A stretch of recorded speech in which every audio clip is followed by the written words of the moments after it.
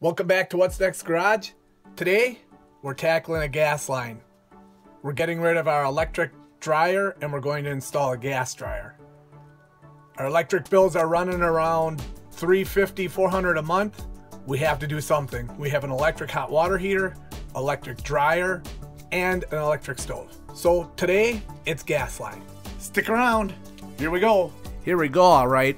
I'm just making a few dimensional checks, getting ready for the big excitement. Get us through there. Cause, tweet. Yeah, go.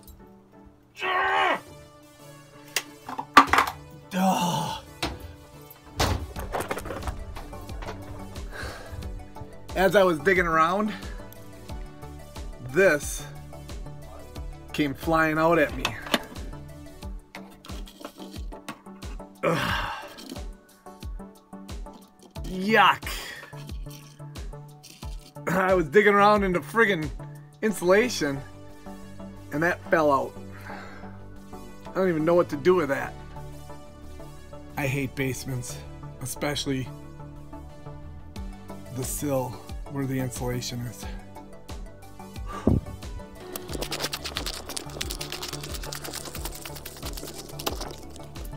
There's barely anything that we need for this job. However, putting threads on the end of the pipe is kind of where most people stop if you don't have a threading setup. And that I do. So, pipe wrenches, thread dope, tape measure, some fittings from your big box stores, your big box home improvement stores, and both of these sticks of pipe were also from home improvement stores. So, it's all pretty readily available. All right, here we go. I'm gonna cut this to 4 feet. No, 24 inches. All right, 24. Now I'm just gonna use my metal cutting chop saw. Although there are sparks coming off the blade, still is very sharp. That's the beauty of that metal cutting saw. There's no heat left over. Perfectly cold.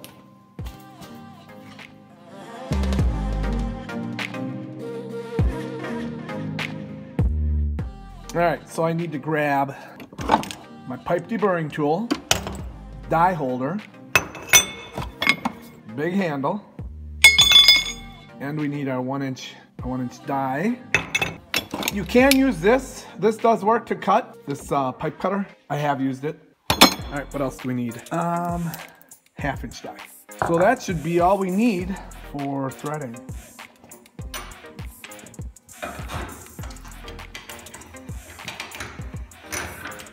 So you saw it pull up that burr. So that just cleans that up nice. So we have a nice chamfer there. So there's no burr from when you cut it.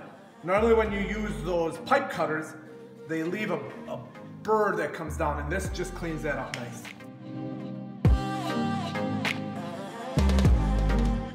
Okay, so that's gonna slide on. So this gives us a good, so we have this fit here, which is this diameter. So it gives us stabilizing as we go to start our cut, right? So it's not all wonky and wobbly. But I don't want to start the cut yet.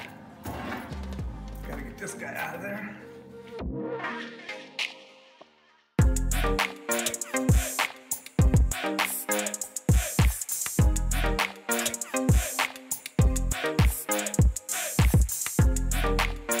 I'm just pushing force against here, nice and straight, and you can hear it starting to bite.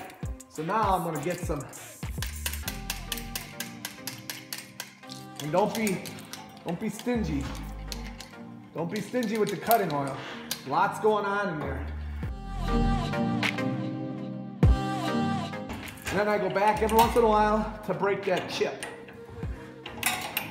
But I'm noticing that I have a chip out of one of my cutting teeth, so I'm going to have to buy a new set. It is exactly beautiful. And without this pipe vise, this would be very difficult also. Guess what? I don't have to go to the gym. There really is nothing glamorous about threading pipe by hand. It's just a lot of manual labor. And this is something you can't rush. You just gotta do it a little at a time. You can see that pipe vise just flexing that whole corner of the table. Those dies definitely were getting dull. Obviously with the chip out of it, it makes it that much harder to cut threads with.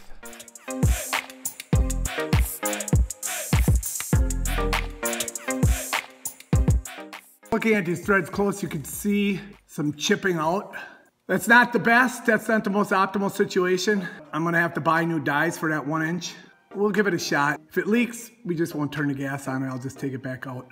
So we're gonna test this fitting to see how bad or how good. You know what, nip threads up. Yeah, because those threads are right here, I mean, I got a lot to go yet. So we'll be okay, we'll get into good threads. We'll fill it with pipe dope and pipe tape, and then we'll be good to go. Typically when you're threading the pipe, you want to bring the face of the pipe out to the edge of the dies. That way you know you'll have a full cut thread.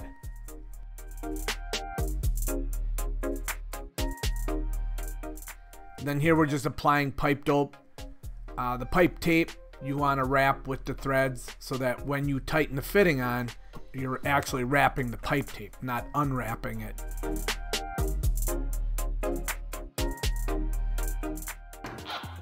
Nice, that's never gonna leak. And I clean off all the pipe dope so I'm not tracking that all over the place. All right, and then we'll have new dies for that before next time.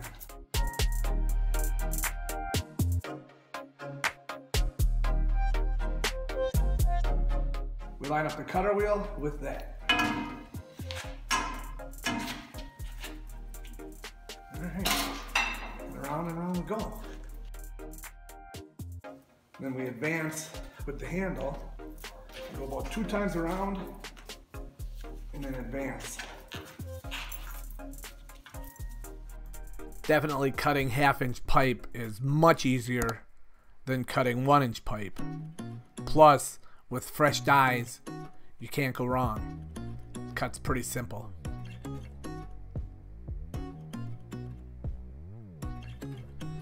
This 1/2-inch pipe we leave just threaded because we have to put a drip leg on one end and then we have to have threads to go into the T on the other. I'm just plugging that T, preparing it for any futures that we might have down that end of the pipe.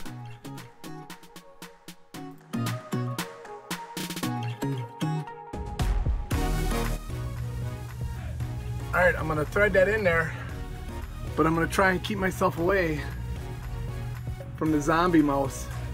What's wrong with putting a 90 coming over? Instead somebody plumbed that like that. I even drew an arrow to it and said, who does? So the zombie mouse is still down here? Yeah, it's sitting right by my head. Why would you not get rid of it? Why would I? Are you saving it? No, it's not so much saving it. Do you like your mascot? No, none of that. Okay. Well, you smell good. You just take that out of there. Oh, I better shut the gas off. Ha! Good thing you said something. So I had to shut the gas off first. Is there a way to shut it off back here too, just in case? No, that now the pilot light will burn out. Go up and see if the pilot light is out in the fireplace, please.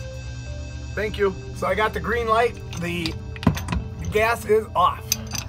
Or the pilot light is off, so that means this is off. So that means we can do this now. I gotta go get a crescent wrench.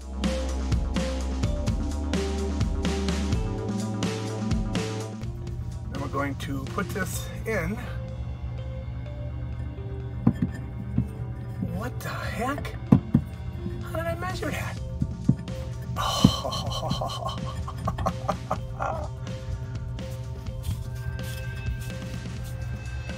Look at that. Oops. I'm too short.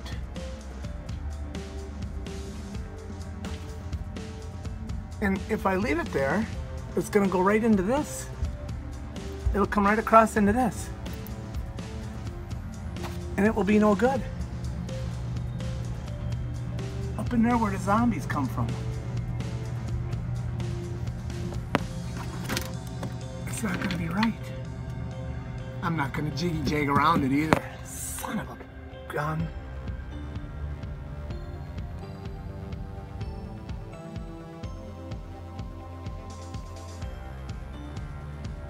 Here's the new dies, and they're for the 12-hour head that I have. They're 1-inch MPT, so now we won't make any more chipped up threads. We didn't need to mark that top cover. Top cover can go in any direction. It's the dies that dictate the spacing. So these are progressive die set 1, 2, 3, 4. And the dies are labeled. This is die number 4. It would reside in the number 4 pocket. Because they're progressive, 1 cuts a certain amount, 2 cuts a certain amount, 3, and so on. Here you can see the chipped up die, which causes the mess. So I'm gonna quick take this over to the wash tank, rinse this out, blow it off, and then install the new dies. I'll put a link in the description below where I got these dies from. And I'll put a link for the whole pipe cutting set that I have. So we want to have the 2 to 2, and we'll know right away if it's right or wrong because this notch fits into there. And these dies are right hand dies. At this point, reassembling is pretty much paint by numbers. I'm just putting the correct die into the correct die slot.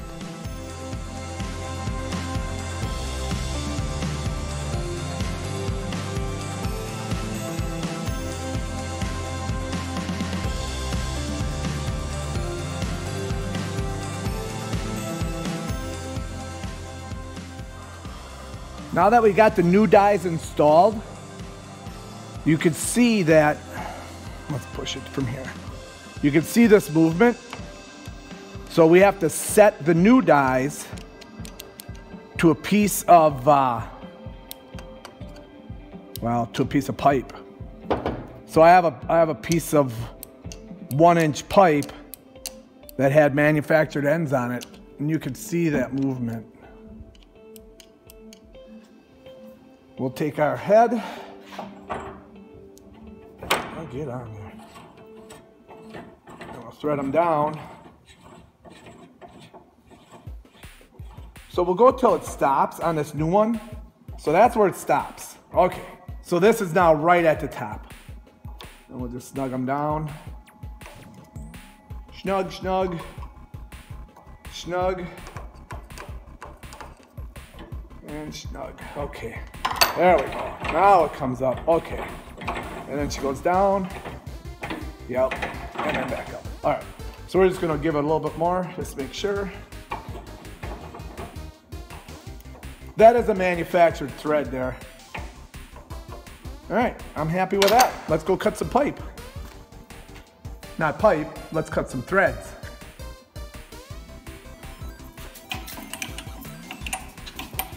Okay. In we go.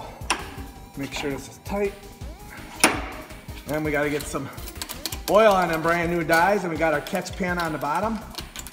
We don't want any chipped teeth. This should cut a lot better than the last one I did. Oh, it's cutting beautiful. Now that I have the new dies, I can cut this 1-inch piece of pipe correctly. So I wanted 24 inches, but I needed to add 1 inch on either end for the thread. So if I wanted to be fitting face to fitting face at 24 inches, I needed to cut 26 inches because that's how much thread will be taken up by the fitting. It's a beautiful thread. You can also see the vise definitely is not flexing as much as it did when the dies were dull.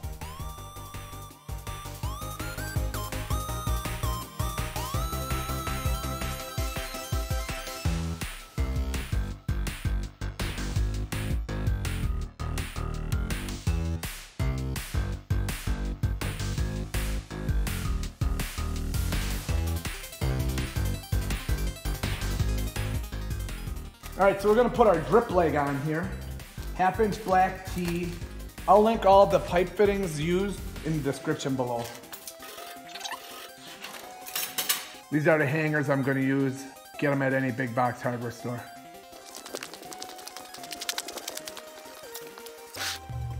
There's a zombie mouse, he still hasn't left.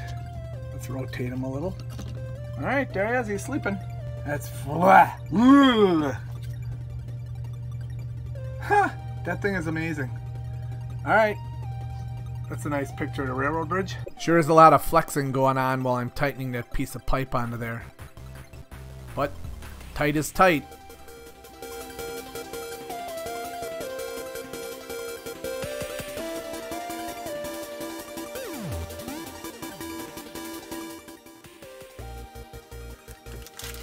Seeing as I don't have a street 90, I'm gonna have to make one.